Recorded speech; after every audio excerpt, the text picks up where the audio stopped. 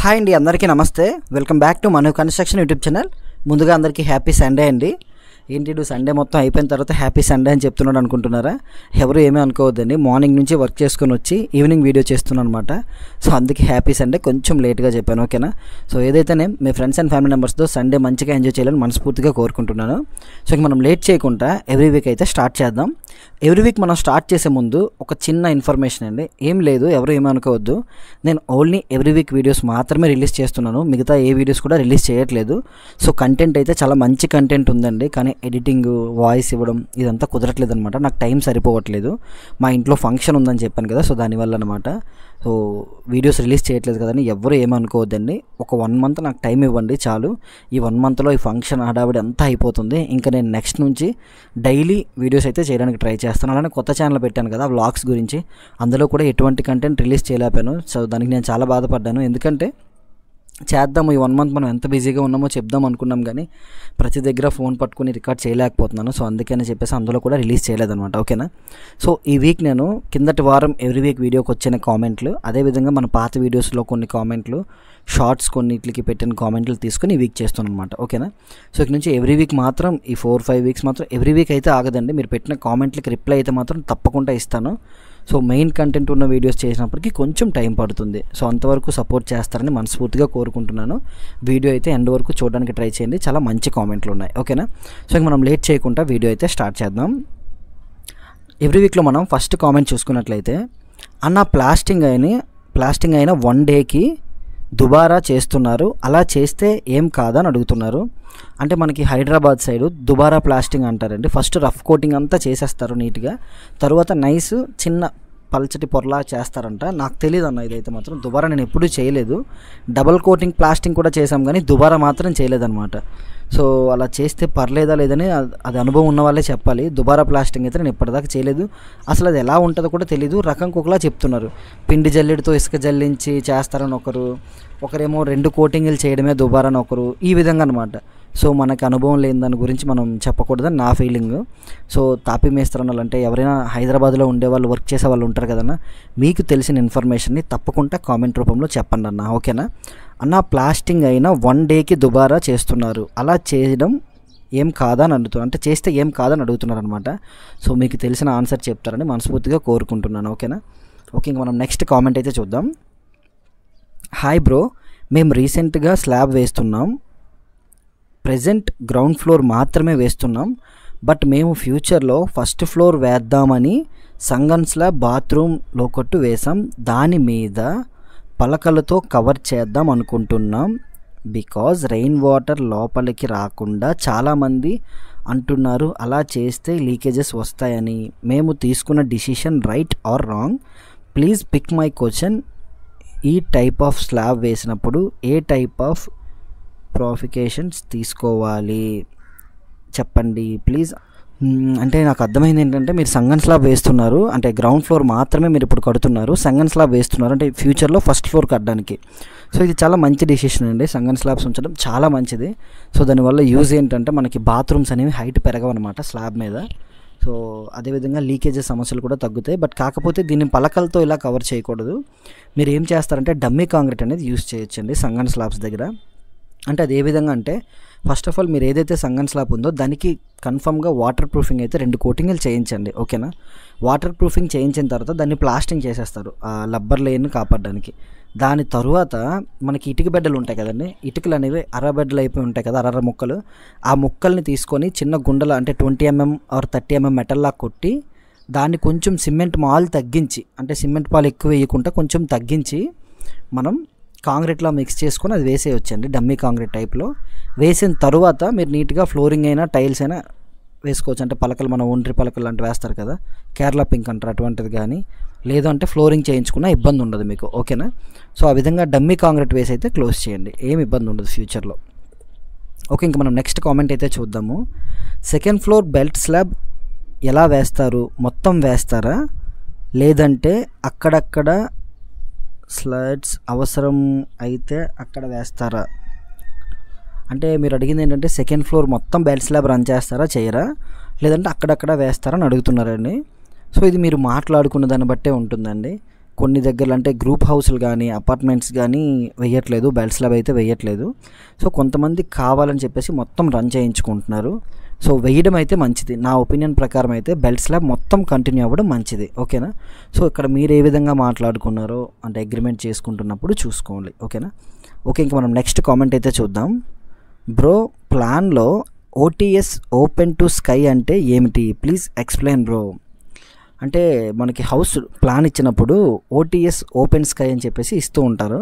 So అది ఏంటి అని అడుగుతున్నారన్న మీరు. ఇదేంటంటే అన్న, అన్ని ఇళ్ళకి రాదన్న, అంటే కొన్ని వెంటిలేషన్ బాగా ఉండాలని ఇంటికి ఇస్తారు. అదేవిధంగా మనకి ఇప్పుడు గ్రూప్ హౌస్లో అపార్ట్మెంట్స్ ఉంటాయి కదా, సో అటువంటి ప్లేసు అంటే వెంటిలేషన్ అవుట్ సైడ్ కాకుండా సెంటర్లో ఫ్లాట్ సెంటర్లో ఈ ఓటీఎస్ ఓపెన్ స్కై అనేది ఇస్తూ ఉంటారు. దాంట్లో పైప్ లైన్స్ రావడానికి కానీ, లేదంటే మాత్రం కిటికీలో మనకి వెంటిలేషన్ కిటికీస్ కానీ విండోస్ కానీ ఇటువంటివి రావడానికి ఇస్తారనమాట. ఏం లేదు, 2 ఇళ్ళల మధ్యన ఒక డక్ట్ లాగా అనమాట, ఒక బాక్స్లా ఓపెన్ ఉంచుతారు. అది మనకి బాత్రూమ్స్ దగ్గర కావచ్చు, ఇటువంటి దగ్గర వస్తూ ఉంటుంది. డక్ట్ అంటే దాన్ని మొత్తం డక్ట్ ఏరియా అంటాం అనమాట దాన్ని. అది మొత్తం ఒక ఫ్లోర్లు అంటే ఒక 4-5 ఫ్లోర్లు మొత్తం పైప్స్ రన్ చేయడానికి గ్యాప్ అనమాట. అది వెంటిలేషన్ పరంగా ఉపయోగపడుతుంది. అదేవిధంగా పైప్ లైన్స్ కూడా వస్తాయి. ఓటీఎస్ ఓపెన్ స్కై అంటే అదేని. సో దాని గురించి నేను ఒక వీడియో చేస్తాను వీలైతే. ఓకేనా. ఓకే, తెలిసిందే అనుకుంటున్నాను. ఓకేనా. ఓకే, ఇంక మనం నెక్స్ట్ కామెంట్ అయితే చూద్దాం. బ్రదర్, బేస్మెంట్తో స్లాబ్ బీమ్ వరకు హైట్ ఎంత పిల్లర్ పెట్టాలి అంటే పిల్లర్ హైట్ ఎంత పెట్టాలని అడుగుతున్నారన్న మీరు. బేస్మెంట్ నుంచి అంటే మీరు రోడ్ నుంచి బేస్మెంట్ ఎంత కావాలో కన్ఫర్మ్ చేసుకున్న తర్వాత స్లాబ్ బీమ్ వరకు హైట్ ఎంత పిల్లర్ పెట్టాలి అని అడుగుతున్నారు. అంటే బీమ్ బాటమ్ వరకు ఎంత పెట్టాలి, అది మీరు గ్రౌండ్ ఫ్లోర్ పార్కింగ్ ఏరియా ఉంచుతారా, హౌస్ కన్స్ట్రక్షన్ చేద్దాం అనుకుంటున్నారా అనే దాన్ని బట్టి ఉంటుందన్న. సో కొన్ని దగ్గరలో 8 అడుగుల నుంచి 9 అడుగులు వదులుతారు పార్కింగ్ ఉంచుకోవాలి అనుకున్నట్లయితే.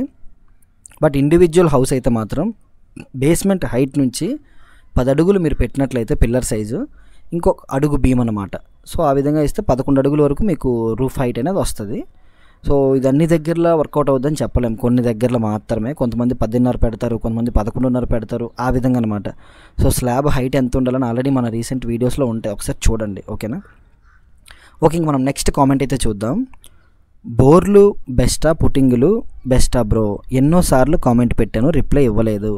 నేను ప్రతి ఒక్కరికి రిప్లై ఇస్తానన్నా, రిప్లై ఇవ్వకుండా ఉండదు. బట్ కాకపోతే ఎవ్రీ వీక్ వీడియోస్ చూడండి, ఎవ్రీ వీక్ వీడియో రిప్లై ఇచ్చాను నేను. ఓకేనా. ఆల్రెడీ ఇది కామెంట్కి నేను రిప్లై ఇచ్చాను, బట్ కాకపోతే మళ్ళీ అడుగుతున్నారు కాబట్టి బోర్లు బెస్టా పుట్టింగులు బెస్టా అనేది మీ ఏరియాలో ఉండే సాయిల్ బట్టే ఉంటుంది. అంటే సాయిల్ అక్కడ ఏ విధంగా ఉంది అనే దాన్ని బట్టే ఈ బోర్లు పుట్టింగ్స్ అనేవి ఇస్తారు. సో దాని గురించి ఆల్రెడీ మన ఛానల్లో వీడియోస్ ఉన్నాయి, ఒకసారి చూడండి. ఓకేనా. ఓకే, ఇంకా మనం నెక్స్ట్ కామెంట్ అయితే చూద్దాము.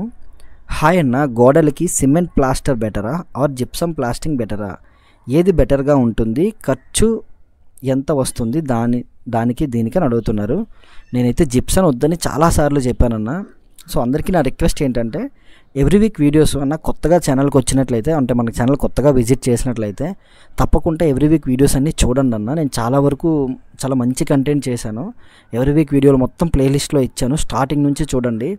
రూమ్ సౌండ్స్ గురించి, అదేవిధంగా బ్రిక్ వర్క్, ప్రతి ఒక్క దాని గురించి మన ఎవ్రీ వీక్లో ఉంటుందన్నమాట. ఓకేనా.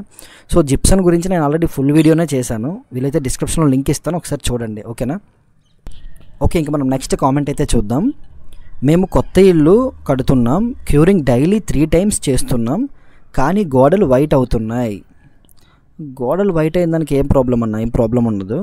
బట్ కాకపోతే మీరు డైలీ 3 times చేస్తున్నారు అంటున్నారు, గోడలు ఫుల్గా క్యూరింగ్ చేస్తున్నారో లేదో చూసుకోండి. ఒకటి అంటే బాగా తడుపుతున్నారా, లేదంటే ఏదో జస్ట్ వాటర్ స్ప్రే చేస్తున్నారో చూసుకోండి. సెకండ్ది వచ్చేసి వర్క్ జరుగుతున్నప్పుడు ఏ విధంగా వర్క్ జరిగింది, మీరు సిమెంట్ ఏం వాడారు, ఆ విధంగా కూడా ఉంటుందన్నమాట. సో ఇది అంటే ఇమేజెస్ చూస్తే చెప్పగలం అక్కడ పొజిషన్ ఏంటి అనేది, ఫొటోస్ చూడకుంటే ఇలా చెప్పలేమన్నమాట. సో వీలైతే మీకు ఇన్స్టాగ్రామ్ ఉన్నట్లయితే ఫొటోస్ పెట్టండి. ఓకేనా. ఓకే, ఇంకా మనం నెక్స్ట్ కామెంట్ అయితే చూద్దాం. పక్కన ఒక సైట్ నడుస్తుంది, మెటీరియల్ ఓనర్ తెచ్చుకున్నాడు, లేబర్ కాంట్రాక్ట్ మేస్త్రికి ఇచ్చారు, అదే మేస్త్రి మాకు వర్క్ చేస్తున్నాడు, మేము మెటీరియల్ ప్లస్ లేబర్ కాంట్రాక్ట్ ఇచ్చాము, ఒప్పందం చేసుకునే ముందు అక్కడ వాడిన మెటీరియల్ ఇక్కడ వాడుతాను అన్నాడు, తీరా ఇప్పుడు సింక్ సిమెంట్ మొదలగు మెటీరియల్ మోతాలు మార్చి వేస్తున్నాడు, అమౌంట్ ముందే లాగేసుకున్నారు, తీరా చివరికి పనులన్నీ కంప్లీట్ చేస్తాడా లేక హ్యాండ్ ఇస్తారా అర్థం కావట్లేదు భయ్యా. ఓకేనా, మీరు చెప్పింది అర్థమైంది. దీని గురించి నేను ఒక ఫుల్ వీడియోనే చేస్తున్నాను, కంటెంట్ అయితే నోట్ చేసి పెట్టుకున్నాను దీని గురించి, లేబర్ కాంట్రాక్ట్ గురించి కూడాను. సో ఇది మీరు ఇచ్చే పర్సన్స్ బట్టే ఉంటుందన్న. సో అలానే దీనికి నేను ఇప్పుడు ఏం మాట్లాడినా సరే లెంత్ అయిపోద్ది చాలా. డెఫినెట్గా దీని గురించి మీకు అంటే చాలామంది ఇలా కామెంట్లు పెట్టారు, నన్ను ఇన్స్టాగ్రామ్లో కూడా అడిగారు. సో అందరికీ కలిపి ఒక వీడియో అయితే తప్పకుండా త్వరలో చేస్తాను, ఓకేనా. ఆ వీడియో మీకు చాలా ఉపయోగపడుతుంది, అదైతే నేను 100% చెప్తాను, ఓకేనా. ఓకే, ఇంకా మనం నెక్స్ట్ కామెంట్ అయితే చూద్దాము. Hi bro, east facing single floor హౌస్కి స్లాబ్ ఎక్స్టెన్షన్ 4 సైడ్ తీసుకోవాలా or east and north side slab extension తీసుకుంటే సరిపోతుందా? Drop wall from slabs 2 sides recent and north తీసుకుంటే సరిపోతుందా ఆర్ 4 సైడ్స్ తీసుకోవాలా? Please reply, thank you. Drop wall from slab also 2 sides east and north తీసుకుంటే సరిపోతుందా అంటే మీరు నాకు అర్థం కాలేదన్న. 4 సైడ్ స్లాబ్ ఎక్స్టెండ్ అంటే మనకి సెట్ బ్యాక్ స్లాబ్స్ అంటున్నారా మీరు? ఈ సెట్ బ్యాక్ స్లాబ్స్ అనేవి అన్ని సైడ్లు తీసుకోవాలంటే అది మన డ్రాయింగ్ స్ట్రక్చర్ డ్రాయింగ్ బట్టే ఉంటుంది. 4 సైడ్లు తీసుకోవాలంటే మనం ఒక సైడ్ 2 feet ఉంచితే ఇంకో సైడ్ 3, 4, 5 ఆ విధంగా ఉంచుతారనమాట వాస్తుపరంగా. సో ఇది నాకు కొంచెం అర్థం కాలేదు, మీరు ఏమీ అనుకోవద్దు. మీకు ఇన్స్టాగ్రామ్ ఉంటే ఒకసారి కాల్ చేయండి, క్లారిటీగా మాట్లాడితే అర్థమవుతుంది, ఓకేనా. ఓకే, ఇంకా మనం నెక్స్ట్ కామెంట్ అయితే చూద్దాం. G+2 footing mat rod 10 mm సరిపోతుందా అంటే మీరు అడిగేది ఏంటంటే గ్రౌండ్ వదిలేసి G+2 హౌస్ కన్స్ట్రక్షన్ చేద్దాం అనుకుంటున్నారు. మ్యాట్ అనేది అంటే మనం పిల్లర్ మ్యాట్ అనేది 10 mm సరిపోతుందని అడుగుతున్నారన్న. సో ఇది మీకు అక్కడ సాయిల్ బట్టే ఉంటుందన్న, స్ట్రక్చర్ డ్రాయింగ్లో సైజులు ఇస్తారు వాటి బట్టి ఉంటుంది. లేదు మీ అనుభవంతో చెప్పండి అన్న అంటే అక్కడ పిల్లర్ సైజులు బట్టి మ్యాట్ ఉంటుందన్న. ఎందుకంటే మీరు G+2 అన్నారు కాబట్టి అడుగు 9 పిల్లరు లేదంటే 9 పిల్లర్స్ అనుకోండి 10 mm ఓకే. సో తక్కువ లోడ్ మీద వెళ్ళినట్లయితే, లేదన్నా వెడల్పు పొడవులు ఎక్కువ ఉన్నాయి సైట్, మంచి అంటే ఒక మంచి SFT ఉన్న ఏరియా ఉన్న సైటు, అదేవిధంగా గ్రూప్ హౌస్ లేదంటే డబల్ ఫ్లోర్స్ కొంచెం SFT ఎక్కువ ఉండి పెద్ద సైట్ అనుకున్నాను కన్స్ట్రక్షన్ 10 mm కాకుండా 12 mmకి వెళ్ళడం బెస్ట్. అదేవిధంగా పెడెస్టాల్ యూస్ చేయడం కూడా మంచిది. బట్ అక్కడ మీ సాయిల్ మంచిది అనుకోండి 10 mm సరిపోద్ది.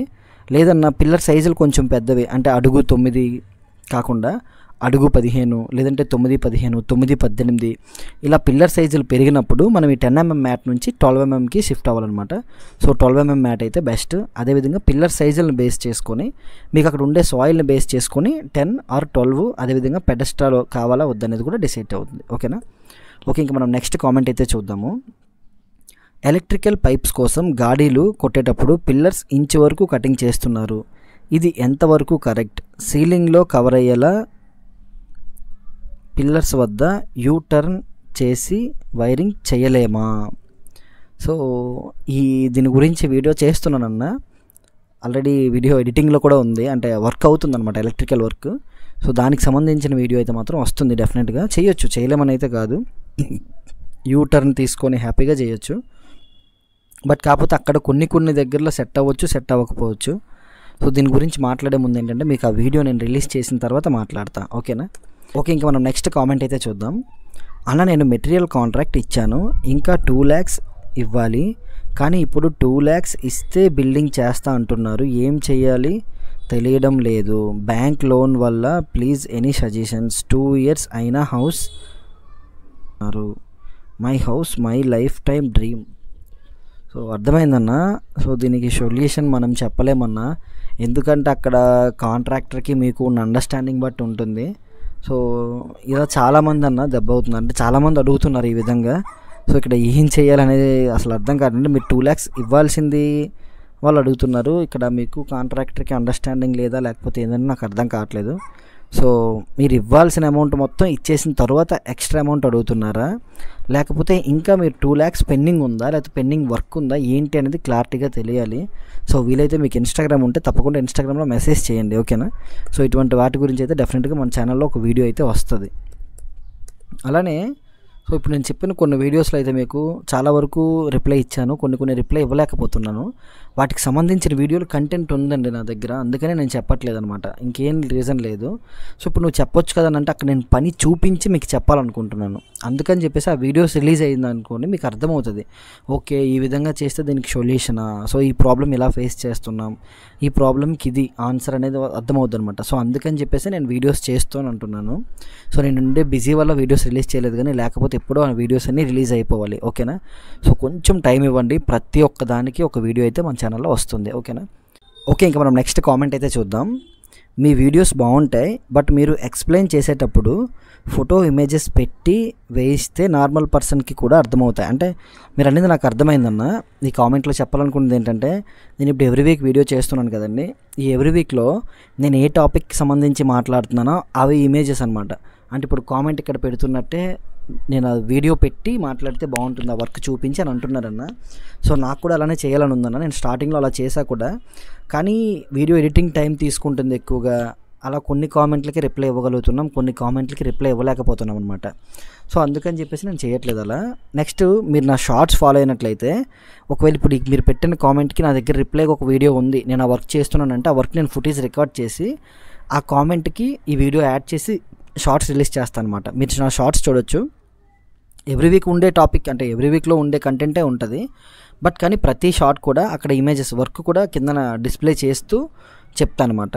సో ఆ విధంగా చేస్తాను. డెఫినెట్గా మీరు చెప్పింది ఒక మంచి సలహా ఇచ్చారు నాకు, ఆ విధంగా చేస్తాను.